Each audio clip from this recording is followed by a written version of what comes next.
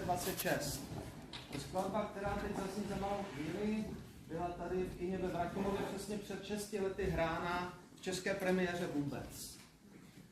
Aniž bychom tušili, jaké události budou předcházet našemu vánočnímu koncertu v roce 2019, zařadili jsme skladbu, která se jmenuje Song for Hope, píseň pro naději.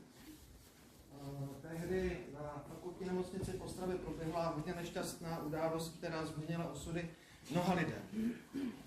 V současné době, když si otevřete média, když si otevřete chytrý telefony a všechno možné, tak zjistíte, že nutně potřebujeme znova uvést skladbu Song for Hope.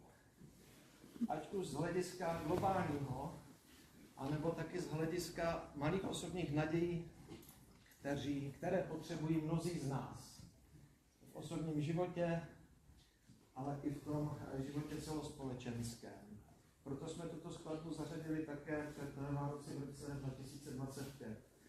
A touto skladbou se s vámi chceme rozloučit a nebudeme vám přidávat žádné štěpánky ani jiné oblíbené vaše songy. A to proto, že bychom si moc přáli, abychom tu naději, kterou ve skladbě Song for Hope, čili píseň pro naději, píseň naděje, nechali by vás doznít, abyste si tu naději sebou vzali domů na svátky a do nového roku a do dalších let. Dámy a pánové, děkuji vám, těším se příští rok na shledanou.